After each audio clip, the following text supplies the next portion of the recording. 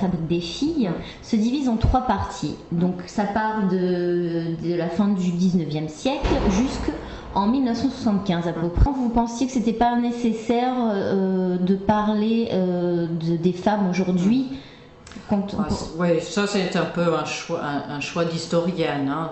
C'est vrai que les historiens, on travaille de plus en plus sur la période très récente, mais on a tendance, on est formé à penser que c'est plutôt le rôle des sociologues à regarder ces années très, très proches de nous.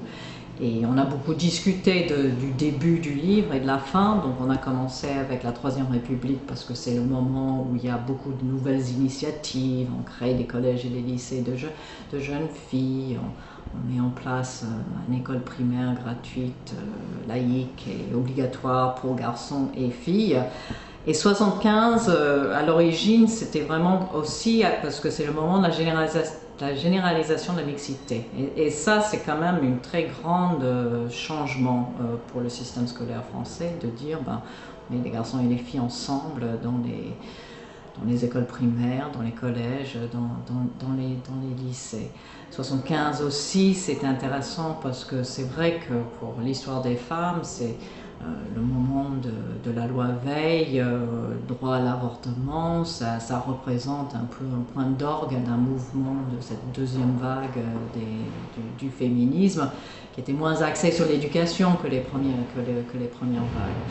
Prend maintenant avec presque 40 ans de recul, que c'est pas tout d'être dans les mêmes écoles et d'être dans les mêmes programmes, qu'il y a beaucoup de choses qui se passent dans l'éducation qui contribuent à encourager des inégalités dans la société. Justement, en parlant d'éducation, dans votre bouquin, on découvre l'éducation de la femme ménagère, le petit manuel de la femme ménagère. Est-ce que vous pouvez nous en parler un petit peu? C'est vrai que c'est l'une des choses que j'ai trouvé... C'est assez drôle aujourd'hui, mais finalement... Et je pense que nous avons voulu, quand on a pensé le livre, à la fois montrer les ruptures, les moments où il y a vraiment un changement, et puis noter le poids des stéréotypes, des pesanteurs, des choses qui ne changeaient pas beaucoup. Et en tant qu'historienne des femmes, moi je me suis toujours intéressée à des choses, au moment où les choses changent, où les filles ont accès à des possibilités d'une instruction plus développée, où elles ont accès au bac, ce genre de choses.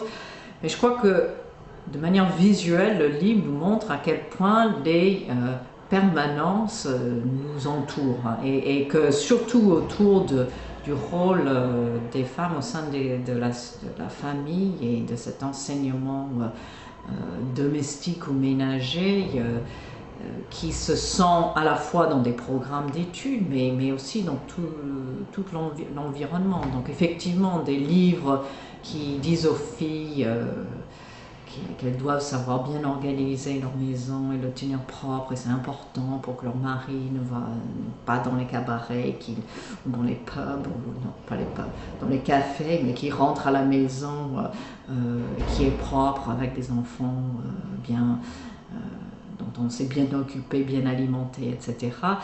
Ça, c'est vrai que c'est un progrès, mais en même temps, c'est un progrès pour la société française d'avoir des maisons plus hygiéniques, mais c'est porté vraiment par un seul sexe, hein, ce travail au sein de la maison.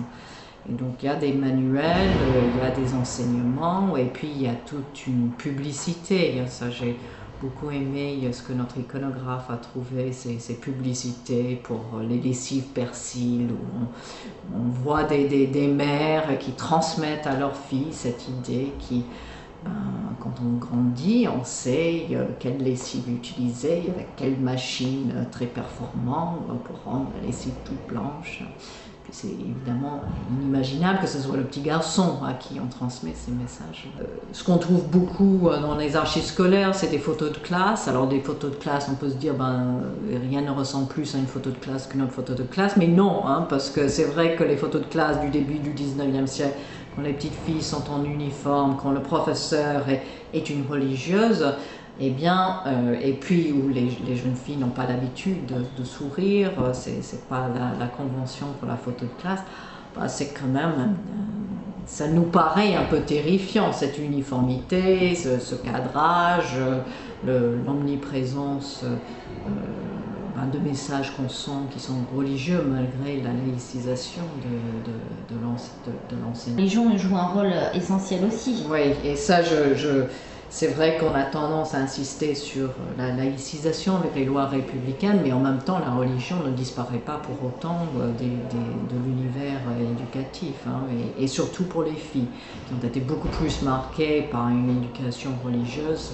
Et c'est vrai, c'est une réalité sociologique, les hommes se détachent de la religion, de la pratique religieuse, alors que les filles continuent, et on voit que ça continue beaucoup à travers les leçons de l'école, les leçons maternelles, et que la première communion continue à être un rite extrêmement important, et sans doute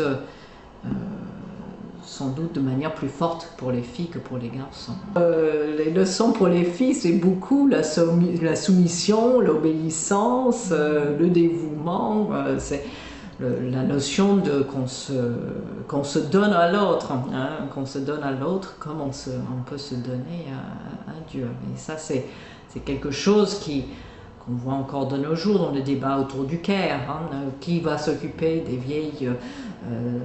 vieilles parents vieillissants, c'est des femmes, hein, c'est des femmes à la fois comme filles, mais aussi dans les métiers du Caire.